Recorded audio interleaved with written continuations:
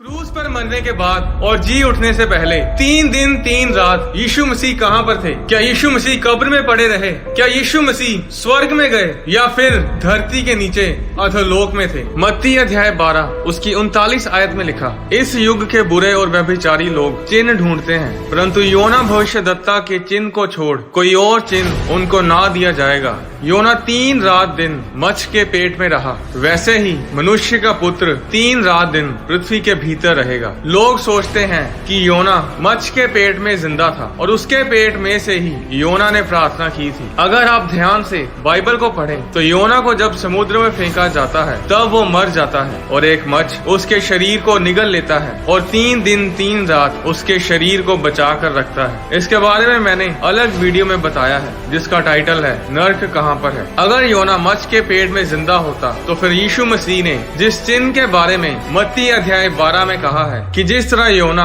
3 रात दिन मच्छ के पेट में रहा, वैसे ही मनुष्य का पुत्र 3 रात दिन पृथ्वी के भीतर रहेगा। योना मर गया था और 3 दिन 3 रात मच्छ के पेट में रहा और यीशु मसीह भी क्रूज पर मरे और 3 दिन 3 रात धरती के भीतर रहे। अब सवाल ये है कि यीशु मसीह धरती के भीतर कहाँ रहे? क्रूज पर मरने के बाद और जी उठने से पहले 3 दिन 3 रात यीशु मसीह ने कहाँ बिताए? इफिसियों अध्याय 4 उसकी 8 में लिखा, इसलिए वह कहता है, वह ऊंचे पर चढ़ा और बंदियों को बांध ले गया और मनुष्यों को दान दिए। उसके चढ़ने से और क्या पाया जाता है? केवल ये कि पृथ्वी की निचली जगहों में उतरा भी था और जो उतर गया ये वही है जो सारे स्वर्गों से ऊपर चढ़ भी गया कि सब कुछ परिपूर्ण करे। यीशु मसीह के क्रूज पर चढ़ाए जाने से पहले धर्मी और पापी लोग मरने के बाद कहाँ जाते थे? लूका अध्याय 16 उसकी 19 आयत में लिखा, एक धनवान मनुष्य था जो बैंजनी कपड़े और मलमल पहनता और प्रतिदिन सुख विलास और धूमधाम के साथ रहता था। लाजर नाम का एक कंगाल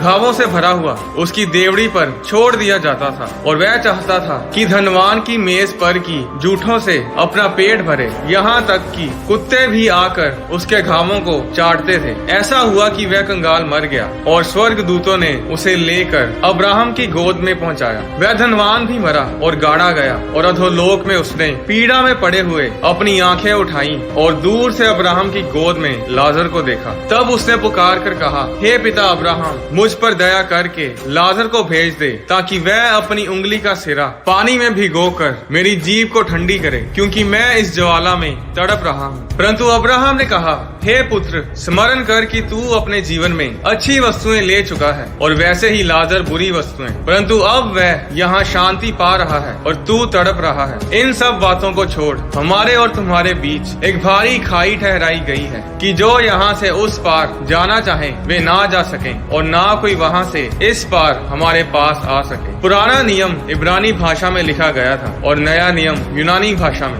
जो शब्द पुराने नियम में अधोलोक के लिए इस्तेमाल किया गया है वो है शियोल, और जो शब्द नए नियम में अधोलोक के लिए इस्तेमाल किया गया है वो है हेडीस।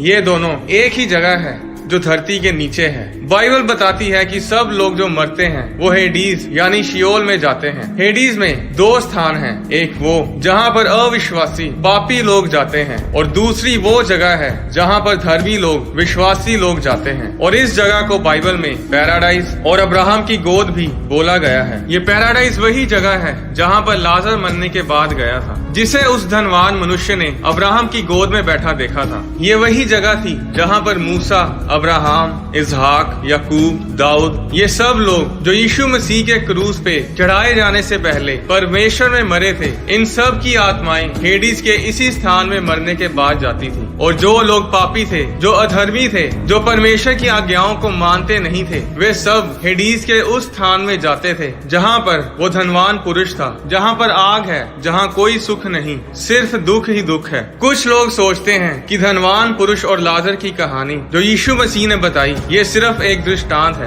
ये असल में नहीं है, ये सिर्फ उदाहरण के लिए यीशु मसीह ने लोगों को बताई।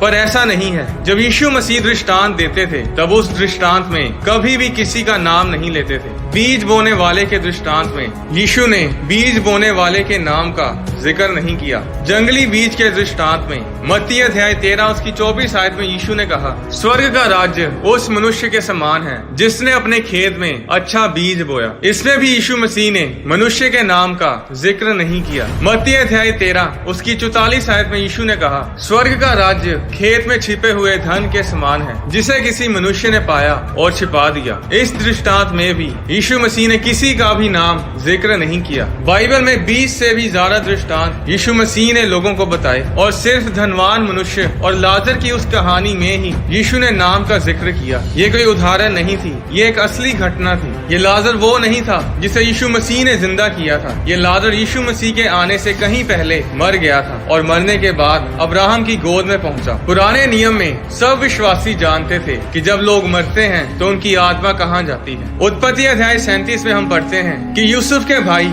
यूसुफ को बेच देते हैं और षड्यंत्र रचकर ये साबित करते हैं कि यूसुफ को किसी जानवर ने फाड़ खाया है। उत्पत्ति 37 उसकी 34 आयत में लिखा, तब याकूब ने अपने वस्त्र फाड़े और कमर में टाट लपेटा और अपने पुत्र के लिए बहुत दिनों तक विलाप करता रहा। उसके सब बेटे बेटियों ने उसको शांति देने का प्रयत्न किया पर उसको शांति ना मिली और वह यही कहता रहा, मैं तो विलाप करता हुआ अपने पुत्र के पास अधोलोक में उतर जाऊंगा। याकूब ये सोच के बैठा था कि उसका पुत्र यूसुफ मर गया है। याकूब जानता था कि मरने के बाद आत्मा शियोल यानी हेडीज में जाती है और हेडीज में दो स्थान हैं, एक पापियों के लिए और दूसरा धर्मियों के लिए। हम सब जानते हैं कि यूसुफ का चरित्र कितना पवित्र था और ये बात उसका पिता भी जानता था। इसलिए उसे मालूम था कि यूसुफ अगर मर गया है तो वो शियोल के उस स्थान में है जिसे पैराडाइज बोलते हैं या फिर जिसे अब्राहम की गोद भी बोलते हैं, जहाँ पर सब धर्मी लोग जाते हैं। और यही वो जगह थी जहाँ पर यीशु मसीह क्रूस पर चढ़ाए जाने के बाद गए थे। पुराने नियम के सब विश्वासी, सब भविष्यद्वक्ता इसी जगह में थे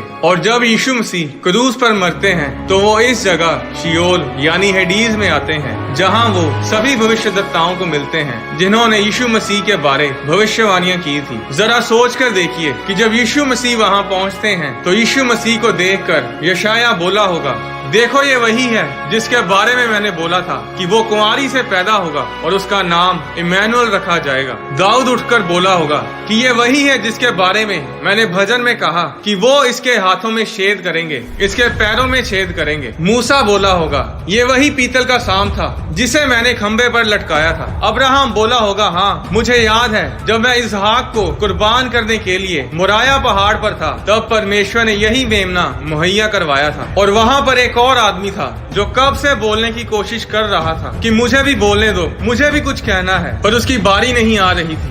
आखिरकार यीशु मसीह बोलते हैं और जो कुछ उन्होंने धरती पर किया वो सब प्रचार करते हैं और जो होने वाला है उसके बारे में बताते हैं। और फिर यीशु मसीह कहते हैं कि चलो अब इस लड़के को बोलने दो जो कब से बोलना चाह रहा है। और वो लड़का लंबी सांस लेता है और बोलता है, मैं वो चोर था जो यीशु मसीह के साथ लटकाया गया था। मेरे पास कोई उम्मीद नहीं थी, मैं शियोल की दूसरी जगह में जाने वाला था। मैंने यीशु के बारे में सुना था कि कैसे वो रोगियों को चंगा करता है, लोगों को आशीषित करता है। मैंने ये भी सुना कि ये पाप क्षमा भी करता है। और जब उन्होंने इसे मेरे साथ क्रूस पर लटकाया तो मैंने उस आखिरी घड़ी में मरते समय प्रार्थना की कि प्रभु मुझे अपने राज्य में याद करना। और जब मैंने अपने पापों से तौबा की तो यीशु ने मुझे बचाया और आज मैं धर्मी लोगों के साथ पैराडाइज में हूँ। यीशु मसीह ने 3 दिन 3 रात धरती के नीचे शियोल यानी हेडीज में प्रचार किया और तीसरे दिन अचानक शियोल के दरवाजों में गड़गड़ाहट की आवाज सुनाई दी और यीशु मसीह मुर्दों में से जी उठते हैं। प्रकाशित वाक्य अध्याय 20 उसकी 14 आयत में लिखा, मृत्यु और अधोलोक आग की झील में डाले गए।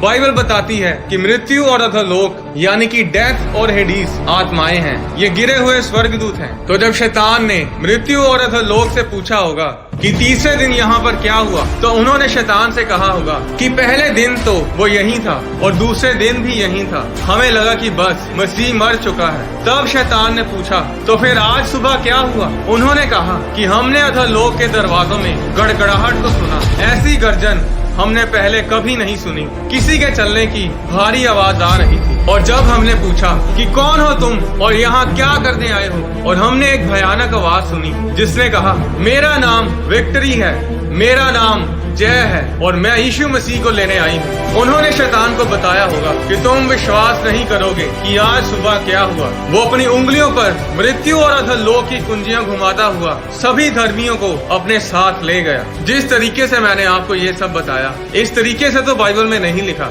ये बस हम कल्पना ही कर सकते हैं कि उस दिन अधोलोक में क्या कुछ हुआ होगा और शैतान कैसे शर्मिंदा हुआ होगा। पर जो बाइबल बताती है वो ये है कि यीशु मसीह मरने के बाद अधोलोक में गए, जहां उन्होंने सब धर्मी लोगों को प्रचार किया और तीसरे दिन वो मुर्दों में से जी उठे और उन सब धर्मी लोगों को जो शियोल में थे उन्हें अपने साथ तीसरे स्वर्ग में ले गए। 4000 साल तक धर्मी लोग मरने के बाद शियोल यानी हेडीज में जाते रहे हैं। पर यीशु मसीह के क्रूस पर चढ़ाए जाने और मुर्दों में से जी उठने के बाद अब धर्मी लोग शियोल में नहीं जाते, अब वो तीसरे स्वर्ग में जाते हैं, जिसके बारे में 2 कुरिन्थियों अध्याय 12 उसकी 4 आयत में लिखा है। बाइबल में यीशु मसीह ने कहा कि मार्ग और सत्य और जीवन मैं ही हूँ, बिना मेरे द्वारा कोई पिता के पास नहीं पहुँच सकता। अगर आप यीशु मसीह को फॉलो नहीं करते, अगर आपने यीशु मसीह को अपना उद्धारकर्ता ग्रहण नहीं किया है, तो फिर आप जो मर्जी कर लो, आप स्वर्ग कभी नहीं जा पाएंगे। आज लोग मोक्ष पाने के लिए, मुक्ति पाने के लिए बहुत मेहनत करते हैं, पहाड़ों पर जाते हैं, पेड़ों के नीचे बैठकर बहुत साधना करते हैं, पर मुक्ति ऐसे नहीं मिलती। आप अपनी मेहनत से मुक्ति नहीं पा सकते। बाइबल बताती है कि मुक्ति यानी उद्धार